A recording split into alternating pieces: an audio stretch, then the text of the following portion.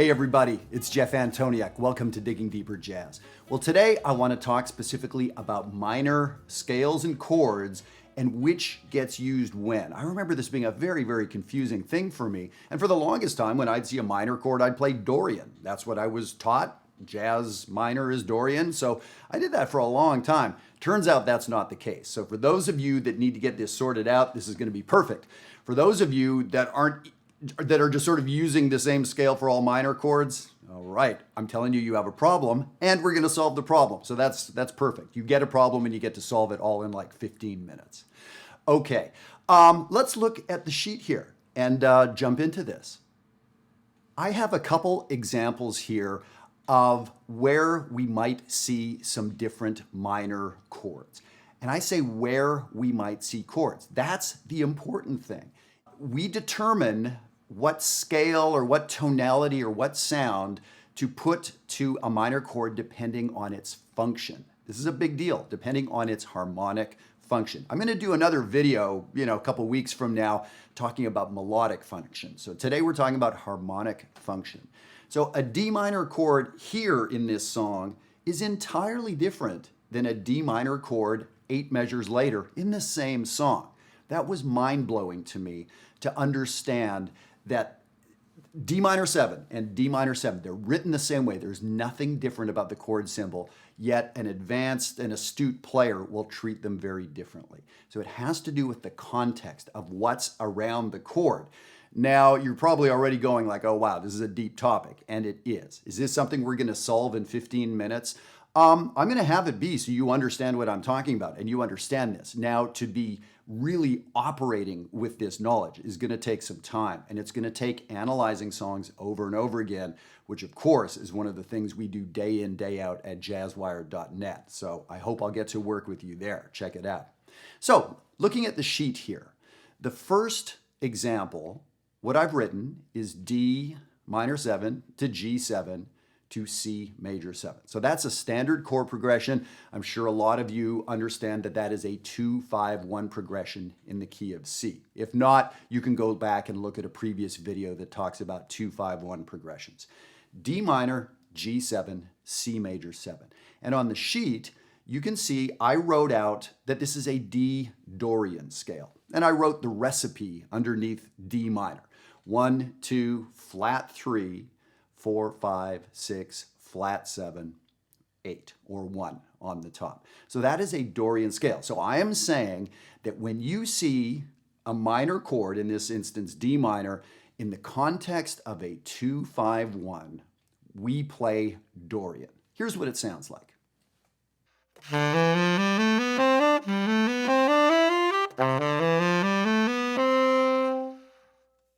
So you may have noticed graphically on the sheet that, oh wow, the D minor and the G7 and the C major all look like kind of a related scale. There's no sharps or flats. You would be correct. They are modes of C major, yes.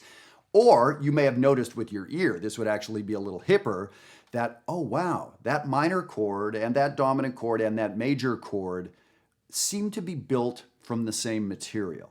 Yeah, that's exactly right. So in the context of a major 2-5-1, the minor chord is Dorian. So that's why I was presuming that, like me, you just figured that all D minor chords are Dorian, or all minor chords for that instance are Dorian. A lot of us learned 2-5-1s early on. That's a fantastic thing. So when you are looking at a song and you see a minor chord, your question is this a 2 in a 2-5-1? So okay, this really does take a little bit of knowledge to get this rolling. And again, that's why I mentioned working together with somebody that really knows what they're talking about, because understanding the concept and being able to do it on your own out in the wild, totally different stuff. So you're gonna need some ongoing help with this, most likely.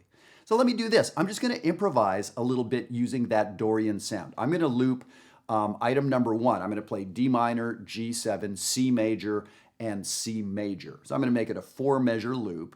And when I'm improvising, I'm always going to be playing the Dorian scale. I'm not going to play anything other than Dorian. So you can get the sound of this scale in the context of a major 2-5-1.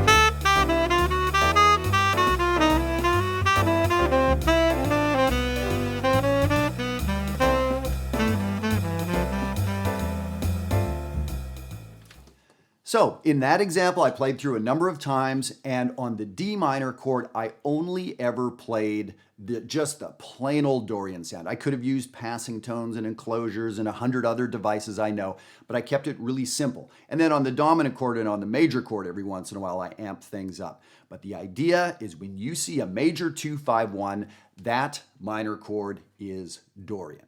Okay, so that's the first instance. Now, there are many places that we could find a minor chord. Like, for instance, I could think of a ridiculous question on a jazz exam. I don't know how many jazz exams you've taken. Jazz exam, D minor 7, what scale do you play? That is ridiculous. That would be, there's no answer. There's 10 answers, but there's not one right one. That would be like me saying, I've got some wood in my backyard. What do you picture? Do you picture a sculpture made out of wood? Do you picture a plank of wood? Do you picture a canoe? They're all wood, right? So it depends on the function of that piece of wood. So the function of the D minor chord, that is what is important. Let's look at the second example here. What we see here is a minor 2-5-1 in D minor. So we see E half diminished, A7 flat 9 to D minor 7. This is very traditional. There's other ways we could write these chord changes, but this is what you would see on most lead sheets. So another minor 7 chord. Do we play Dorian? I used to, as a less sophisticated player. I definitely would play Dorian because I'd see minor and I would play Dorian. And so that is not what's going on. And it's not just what's theoretically correct. It's what Coltrane was doing. It's what Bill Evans was doing. It's what our heroes would do on a basic level on that chord. So that is a tonic minor chord, or that D minor chord is serving as a 1 chord, whereas in the first example, it was serving as a 2 chord. When our minor chord is the key of the song, if you're playing Blue Bossa, or Summertime, or Black Orpheus, or one of those great jazz standards that's in a minor key, the minor chord, I would say, is harmonic minor. And yes, we can get into arguments, and different teachers may do it a little bit differently. They're wrong, and I'm right. You know, that's kind of the argument. But no, this is pretty standard. Any teacher that wants to disagree with me would still understand my point of departure in using harmonic minor. So the idea here is that this D minor chord, you notice, has a C sharp in it. That's the important note, a leading tone, that sound that lets us hear D as the tonic note. And I did a video on minor 2-5s. You could go back and look at that, get much more in depth on that. But this idea, so let me play just these scales here going to the tonic minor chord.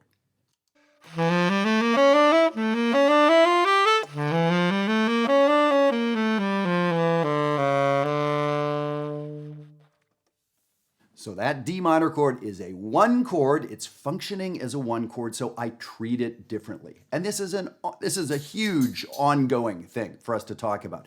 And again, this is exactly what 2 of the 3 communities at Jazzwire have been working on. The green community, the red community have been working on this exact idea, determining which the function of the minor chord is. So I would love to work with you on this stuff day in, day out. That is how we get better at it. So by the way, speaking of Jazzwire, if you use the code DiggingSpring, when you go to register at Jazzwire, that'll save you 50% off the registration fee. So I would love to get you working with this huge community of folks from all over the world.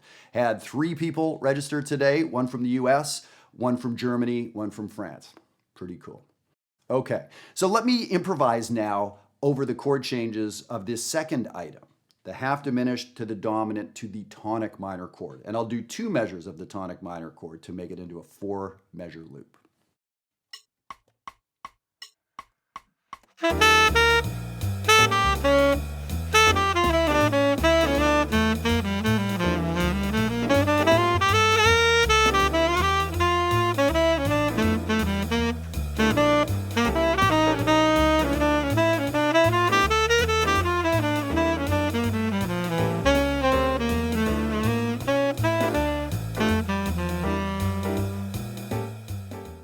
So in that example on the D minor chord, you were hearing me use a lot of C sharp to D, a lot of C sharp approaching that D.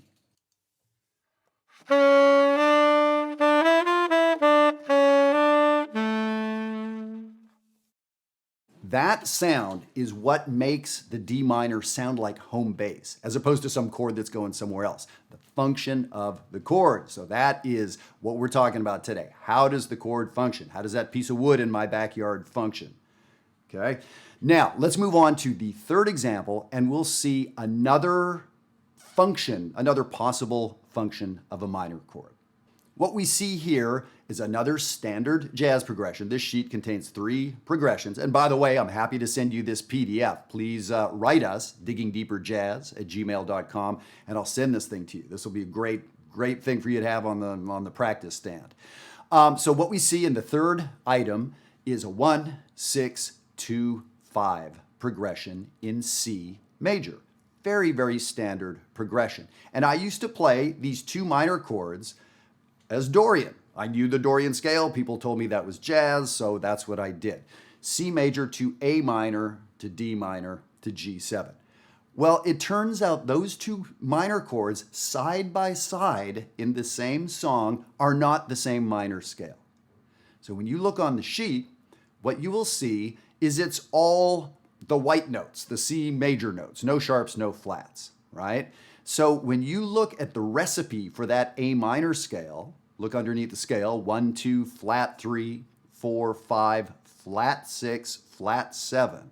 That's an Aeolian sound, the Aeolian mode, or the natural minor scale.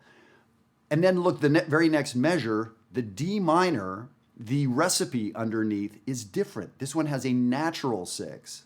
The A minor had a flat 6. So the A minor is Aeolian, the D minor is Dorian. What's up with that? Why would that be? Well, it depends how they function. Those 2 chords don't have the same function in a C progression. The A chord is a 6 chord. So to make it more diatonic, to make it fit in the progression, we make it Aeolian.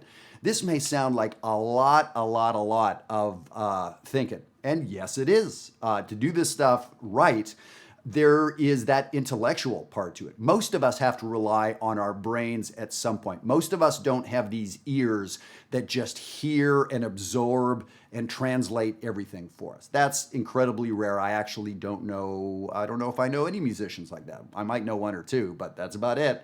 So most of us have to understand the rules of the road, what makes things work, and then get it into our ears. That's certainly the way it works for me. So when we play this progression, you're going from Aeolian to Dorian. Am I thinking about that?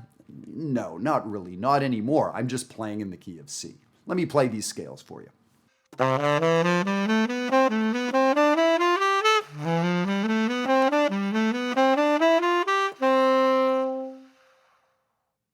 So there you go. So those 2 minor chords functioned differently. So that's the whole point of the video. You have to find out how the chord functions. And again, this is not the easiest thing, especially if you're looking at a song for the first time, analyzing a song for the first time. It's easy to get things pretty wrong. So you definitely need a guide on this.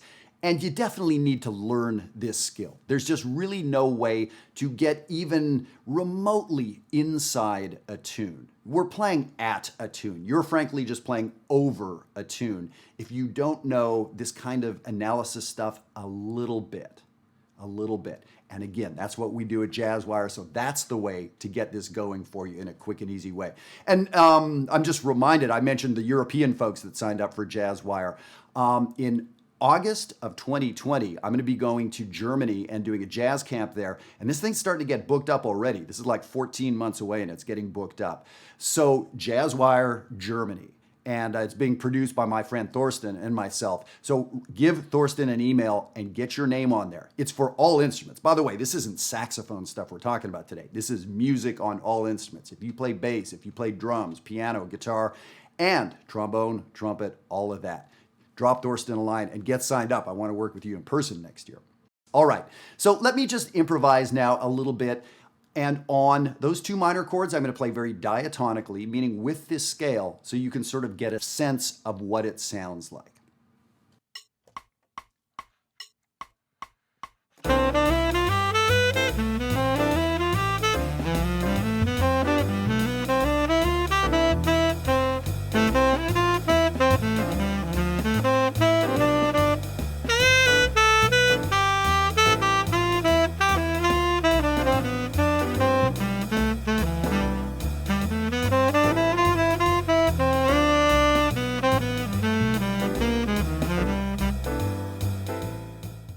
There you go, some simple improvising over those scales. And yes, you could actually, frankly, ignore the chords, just play in the key of C major, and you would be playing A Aeolian, and you would be playing D Dorian, although you're doing it by mistake. You're not doing it consciously. And what I'm suggesting is consciously understanding the function of chords is very important. And I think it is most important with minor chords. I think that's a really, really big deal. So for some of you, this may be flicking on a little bit of a light switch.